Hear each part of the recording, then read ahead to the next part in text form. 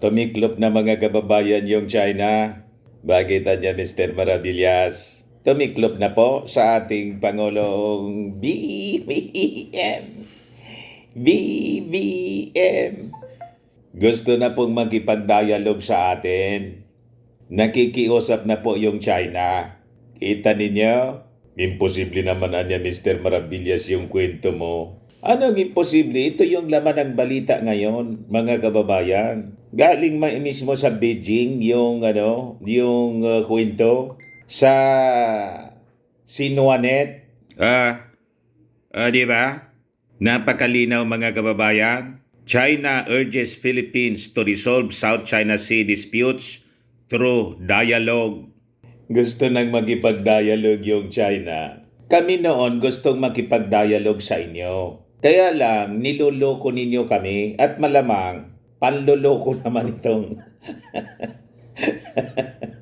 panloloko na naman po ninyo itong alok ninyo sa amin na makipag-dialogue. Hindi na ninyo kami maluloko, Xi Jinping. Tuloy lang po, Mr. President Bongbong Marcos. Tuloy lang sa pagbiyahe mo papuntang Amerika with Japanese Prime Minister for the trilateral summit. Huwag paloloko dito sa strategy po ng China. Mga sinungaling yan. Tama pa? Gusto nila mag-offer po, ito yung analysis natin. Gusto nila mag-offer ng dialogue para hindi ituloy ng ating Pangulong Bongbong Marcos ang kanyang mga ginagawa, engaging the leaders, the superpowers of the world. Inakumbinsi na ng ating Pangulong Bongbong Marcos po ang mga leaders ng mundo. Kumampi po lahat sa atin. Walang kumakampi po sa China. O di ba? Napaka-effective po ng strategy ng ating totoong strong leader, President Bongbong Marcos. Kasi alam po ng China, wala siyang magagawa. Kailangan niyang umatras, mga kababayan dyan sa West Philippine Sea. Kasi nga po, mga kababayan, kukuyugin siya. Wala pong maniwala sa posisyon ng China. Itong sinasabi nilang 9-dash line. Tapos, binago na naman. Ginawang 10-dash line. Wala man pong naniniwala doon. Ni isang bansa po, hindi nire-recognize siya. Tama po, mga kababayan? O ngayon, bukas, tuloy-tuloy na po yung pagpapatrolya ng naval forces ng 4 na mga bansa dito po sa West Philippine Sea. Kaya po nanginginig na si Xi Jinping. Hindi niya kasi po mapaikot yung ating matalinong presidente. Pero niya Mr. Maravillas, nakita mo yon. May pinos naman yung mga taga Finta Kingdom. May maisog prayer rally na naman daw. Kailangan gawin nila yan, mga kababayan. Kasi nga yan ang utos ni Xi Jinping, guluhin ang Pilipinas. Divide and conquer. Pag hindi nila yan ginawa, mga kababayan, itong mga hudas dito sa ating bansa, yung daloy ng tubig sa tubo, puputulin yung support ng ng daloy po. So, kailangan nilang gumawa ng activity. Kahit alam nila, wala mang support sa ating mga mamamayang Filipino. Ayan po. Yung mga hudas, magsasagawa na naman po ng prayer rally. Hakbang ng maisog, candle lighting, prayer rally, Davao del Norte, April 14, 2024, 7 p.m. Dabnor Sports Complex, Mangkilam, Tagum City. Tapos nakalagay dyan, Filipinos are not for sale. Protect our Constitution. Anong protect our Constitution po na sinasabi ninyo, Maudigs? Yung ginawa po ninyo nung incumbency ninyo, culpable. Culpable violation of the Constitution dahil sa ginawa ninyo dito sa West Philippine Sea. Yan ang sabi mismo ni Senior Associate Justice Antonio Carpio. Pwede nga kayong ma-impeach noon. Kaya nga lang, mga kababayan, sabi ni Carpio, Ano pamanan niya? Unang-una ngayon, hindi na siya Pangulo. Nung panahon naman niya na ginagawa niya itong culpable violation of the Constitution, kaalyado niya yung Kongreso. Yung Congress and yung Senado, kontrolado niya. Kaya nga sabi ni Carpio, ang pwedeen niya nating gawin ngayon, mag-ingat na tayo sa pagpipili ng mga leaders natin sa 2025 midterm election. Pati lalo na po sa 2028 election. Yung mga sinasabi po natin dito, yun na yung sinasabi ni Carpio. Di ba? Baga niya Mr. Maravillas na narinig yung kampanya mo. Di man siguro po. Magkalinya lang kami ngayon ng pananaw ni Tony Carpio po. So going back dito sa ating balita kung saan nakikisuyo na po, nagsosomaamo. Kita ninyo? Ang yayabang kasi nitong mga Chinese, yumaman lang po at lumakas yung kanilang military, yumabang na at gustong kamkamin yung hindi sa kanila. Pure greed and policy of imperialism, mga kababayan. Hindi makontento ng napakalawak nilang lupa. Number 3 po, number 3, largest country yung China in terms of land mass. Hindi pa makontento. Pati yung atin po, gustong kamkamin. Anong klaseng mga tao ito? Hindi po papayag yung aming matapang pero humble, walang yabang sa katawan na Pangulong Bongbong Marcos. O ngayon, hindi umobra yung angas ninyo. Gusto na ninyong makipag-dialogue. Huwag po muna, Mr. President. Huwag ninyong papatulan itong panluloko ng China. Diretso lang po sa mga summits po ninyo dyan sa Amerika at kailangang maiposisyon natin yung mga gamit dito sa mga IDCA sites. Pag nakaposisyon na dyan yung mga ultimate weapons as deterrence, pwede na tayong mag-usap. Pwede na tayong makipag-dialogue sa China. So sabi nga po, we have to negotiate with strength. Hindi po pwede po na makikipag-negotiate tayo, makikipag-usap tayo sa China nang wala tayong puwersa. So we should be back up with force. And it should be superior force. Pag hindi po, kakamutiin tayo nitong mga Chinese. Yan po ang katotohanan niya. Inaposoy siya ng ating Pangulong Bongbong Marcos. Ito yung balita, Xinhua, Beijing, April 3. China once again urges the Philippines to respect the facts and return to the right track of properly managing and resolving disputes through dialogue and consultations as soon as possible.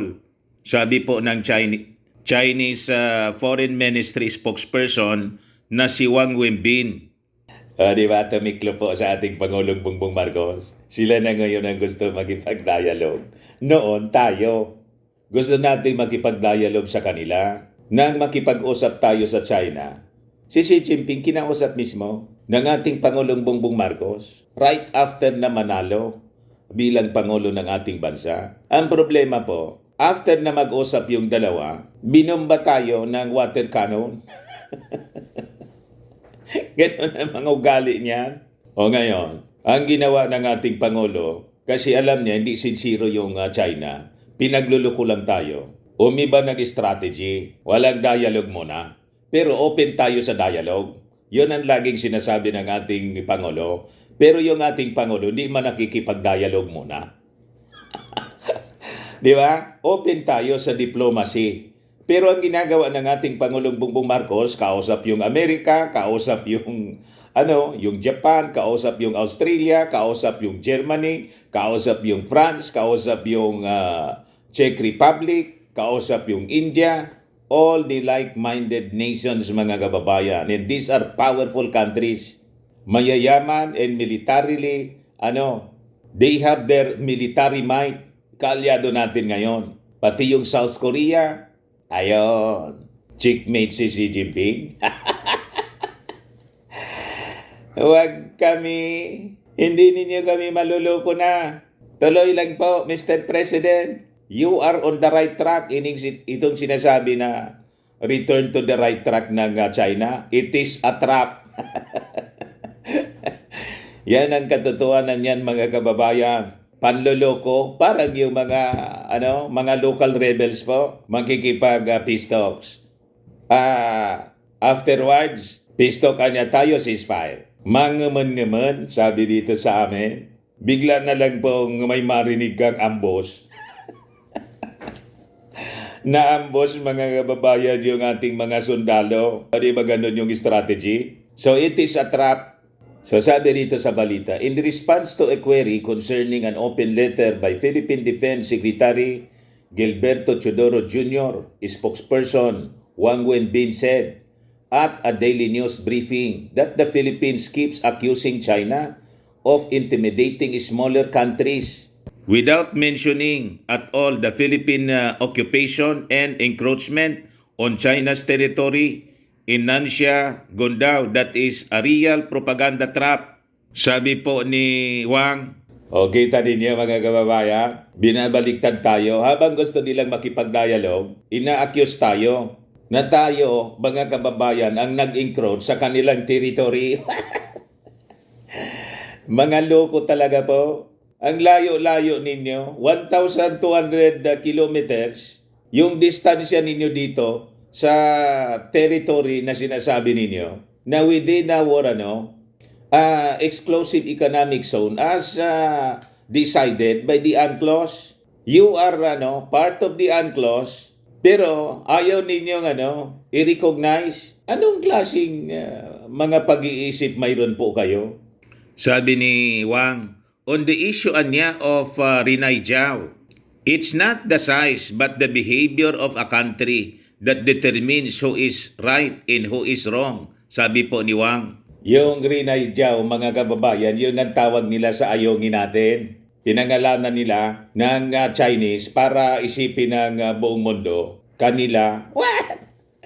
Kaya nga po, mag-ingat po tayo dito sa strategy ng mga Chinese. Mag-establish sila ng kung ano-ano mga pangalan. Kahit dito sa ating bansa, gamit yung mga foundations nila. Huwag nating ito-tolerate yung ganyang mga gawain nila. Kasi pagdating ng panahon, i-claim nila na kanila, nandito anya kami, matagal ng panahon. O tingnan ninyo anya yung mga mark, yung mga landmark. Maglalagay sila ng mga landmark. Tapos sasabihin nila kanila. Kaya gamit nga po yung kanilang kultura. Yung Happy New Year po. Kung iwatsay, isa yan yung ginagamit nila, mga kababayan. Cultural invasion. Sinasana yung pag-iisip ng mga tao sa buong mundo, lalo dito sa atin. Tapos mag-establish sila ng Chinese community. Tapos makikita ninyo yung mga characters, lahat in Chinese. Di ba? Mag-ingat po tayo sa kanilang mga style. Ito yung mga Pilipino. Most of us, mga kababayan, unsuspecting, inosente, akala natin nakikipagkaibigan lang at ini-introduce lang nila yung kanilang kultura. Yung ulterior motive, hindi natin alam. Mag-ingat po tayo. May ulterior motive po sila. Para yung resistance natin will become lesser. At time will come, wala nang resistance. Kaya nga yung ginawa nila dito sa atin, nakipagkaibigan, lalo sa mga officials, nagbigay ng mga regalo, sinuport yung mga kandidato natin. Ayun, naging friendly tayo sa kanila. Yung ulterior motive nila is to invade us.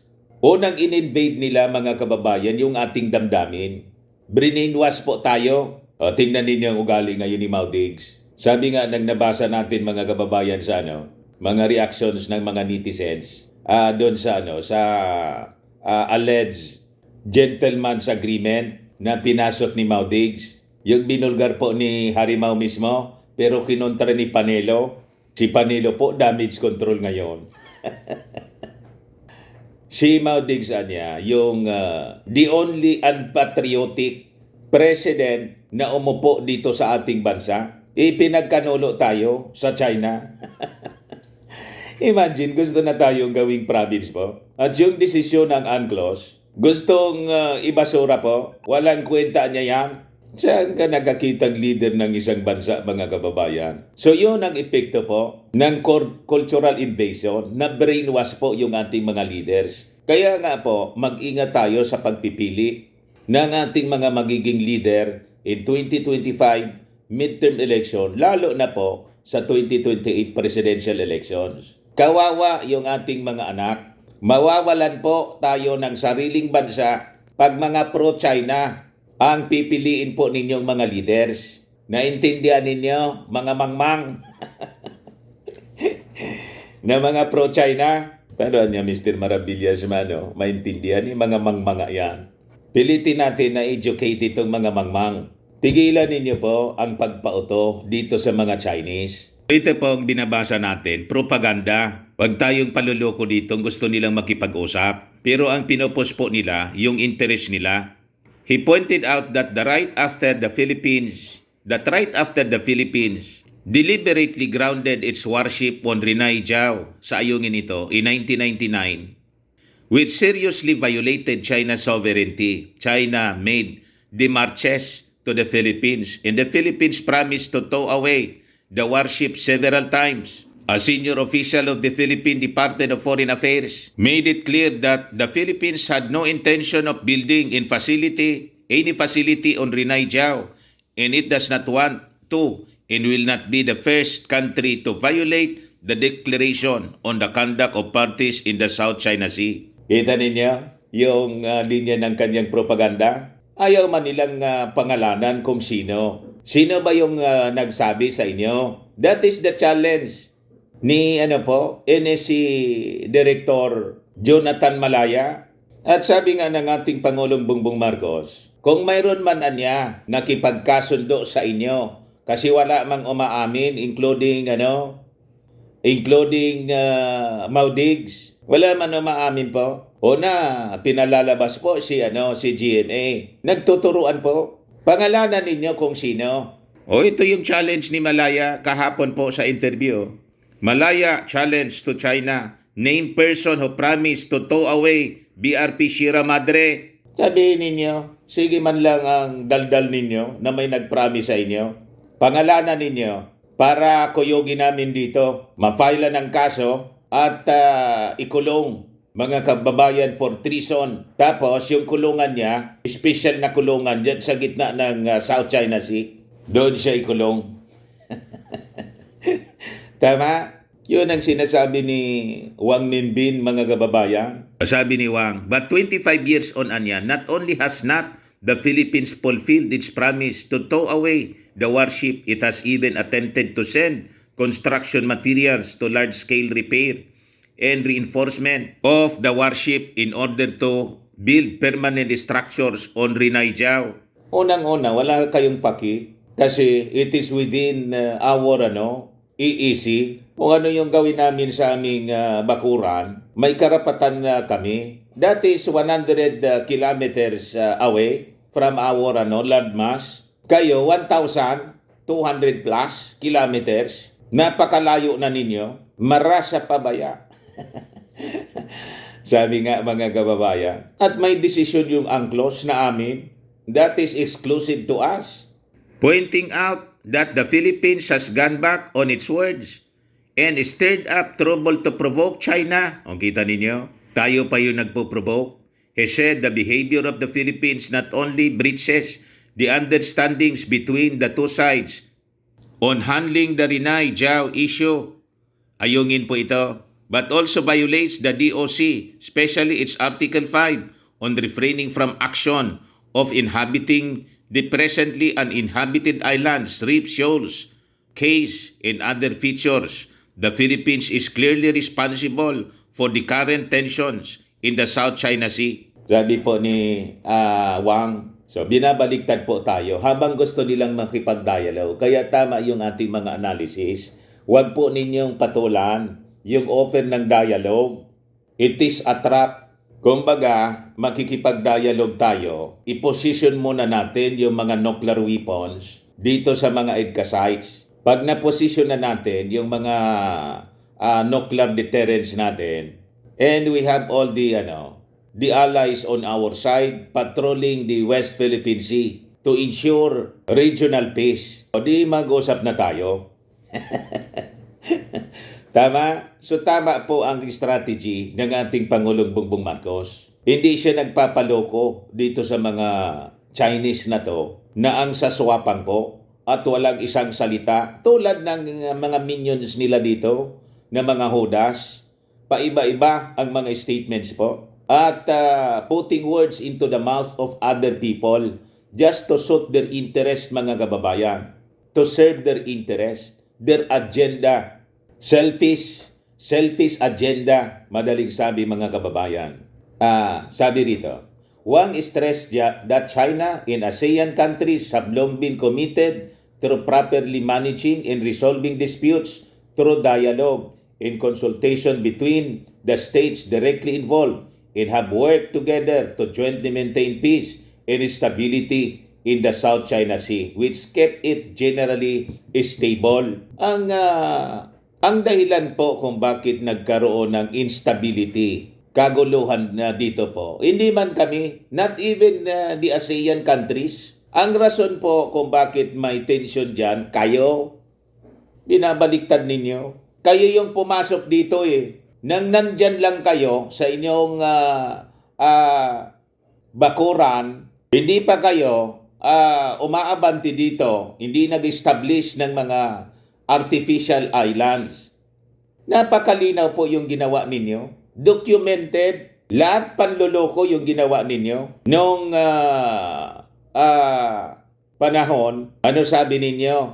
Nang masilip ng aming Navy, Coast Guard, yung mga fishermen, yun pala mga agents ninyo yun, hindi man mga fishermen. Sumisilong lang anya kami rito. Nagkumpol-kumpol yung mga bangka. Tapos pagbalik ng aming Navy, may dala na kayong mga construction materials. Tapos sabi ninyo, paraan niya pag may bagyo, masamang panahon, may maduungan man lang, masilungan yung aming mga mangingisda. The next time na bumalik po, barko na yung dala ninyo. Nakita ng aming mga authorities, nagko-construct na kayo ng airport. Hindi ba yun yung gawain ninyo? And the rest is history. At umabante kayong umabante. Nakita na yung swarming.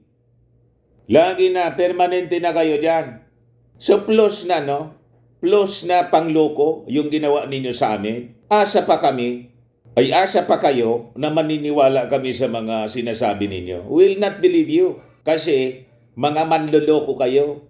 Naintindihan ninyo mga Chinese? Kaya nagkakasundo kayo ng mga hudas namin dito sa Pilipinas kasi pari-parehas kayo mga manluloko. Ito pong sabi nila dito, published by Xinhua, lahat ito propaganda, panluloko po. It's a trap. We once again urge the Philippines to respect the facts, observe the relevant understanding between the two sides, and DOC provisions follow the consensus reached between China and ASEAN countries, and return to the right track of properly managing and resolving disputes through dialogue and consultation as soon as possible.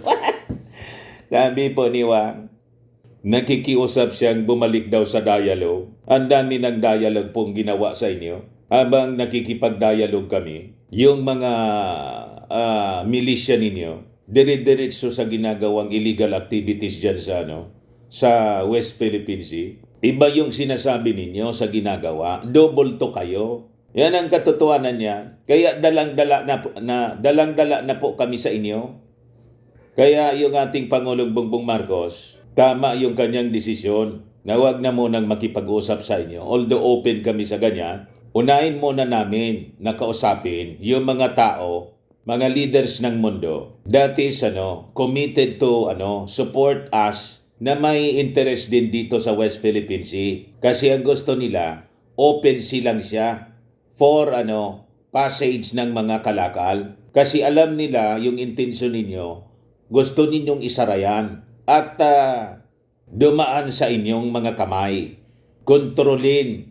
Hindi maaari, magkakagulo lang pag ganon. And in fact, that is the direction of the world, mga kababayan. Kaya sabi ko sa inyo, mag-ready po tayo. prepare for war. Yung intensyon ng ating Pangulo is to maintain regional peace. Pero talaga, may mga taong nanggugulo po at yung gira po will happen po. Wars and rumors of wars, all these things must come to pass. But the end is not yet. Sabi po mismo sa Word of God. Sa totoo lang, we are close to malapit na po yung tribulation. Malamang in our lifetime mga kababayan, magsabong ang mga bansa sa buong mundo, and that is the tribulation period. Ang mundo po ay mahuhulog sa napakatinding labanan, gulo. We're closer to World War III. Sa totoo lang po mga kababayan, hindi ninyo nakikita ang alliances and galawan ng mga leaders ng mundo. That includes our president. Pero ang ultimate objective ng ating Pangulo, peace in the region. Pero hindi natin maalis yung mga taong may ambisyon po na manggulo. So, kahit ayaw natin, mapipilitan tayo na maghanda. Ito na po yung ginagawa natin. And in fact, i-share ko sa inyo po ito, hindi para takutin kayo. Baka isipin ninyo, umayo na ako dito sa mga nagpapakalat ng fake news na ang ating Pangulong Bongbong makikipaggira na sa China. Di ba? Hindi ganun po.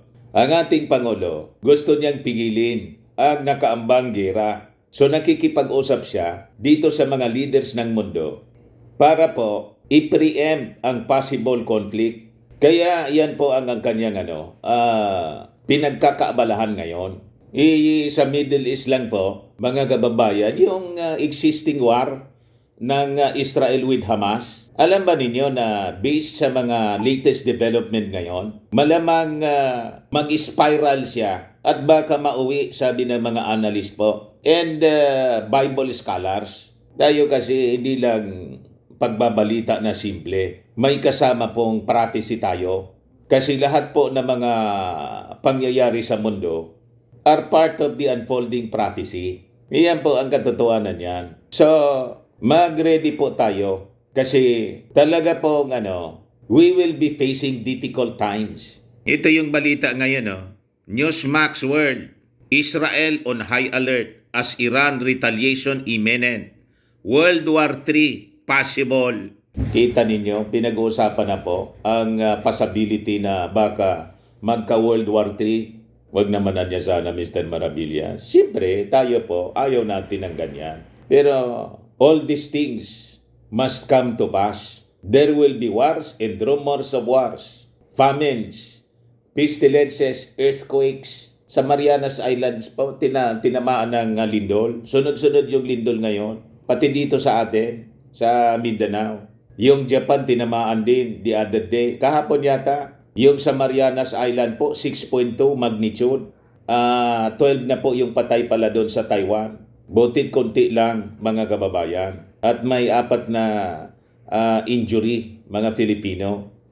Tapos nandun si Secretary Bello po para i-award yung $10,000 para doon sa isang OFW na nagka-injury. Ito yung earthquake alert. Niyanig ng magnitude 6.7 pala na lindol yung Marianas Islands. Ito po yung binigyan ni Secretary Bello ng $10,000 aid. 4 na OFWs hurt in Taiwan quake get $10,000 aid, sabi po ng MECO. Yan ang ating Pangulong Bongbong Marcos, mga kababayan.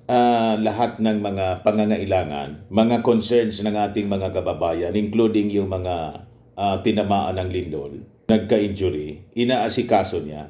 Pero hindi niya pinapabayaan po itong problema natin sa West Philippine Sea. So next week po, lalarga siya papuntang Amerika for the Trilateral Summit. So ipanalangin po natin ang safety ng ating Pangulong Bongbong habang nasa abroad kasi magsasagawa na naman po ng panggugulo yung grupo ni Maudigs. Prayer meeting na naman po Baka magsagawa na to ng ano, kasi ang ambisyon nila, agawin yung Palasyo Malacanang. Gusto ng Luzobin, ginagamit yung mga prayer rally para magsagawa ng people power.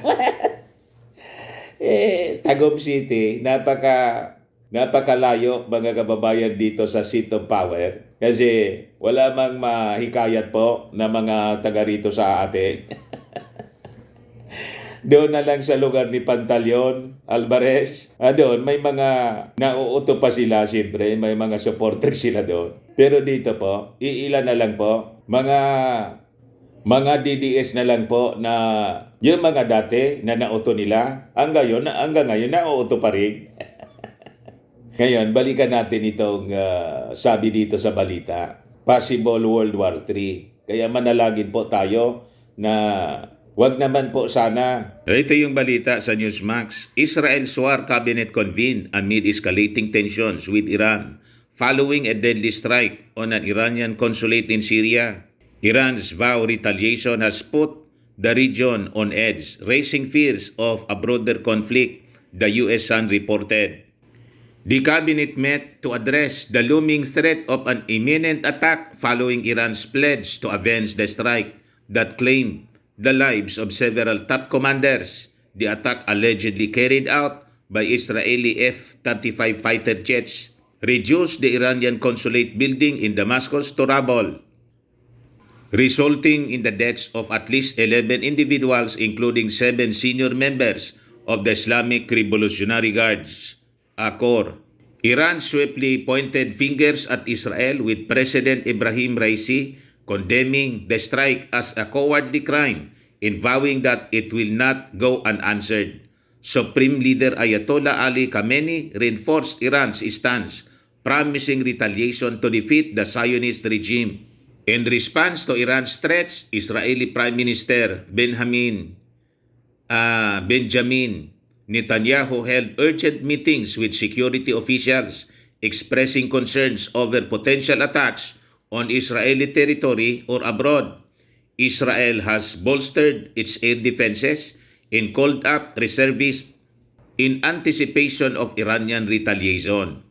The escalating tensions come amid ongoing clashes between Israeli forces and Iranian proxies.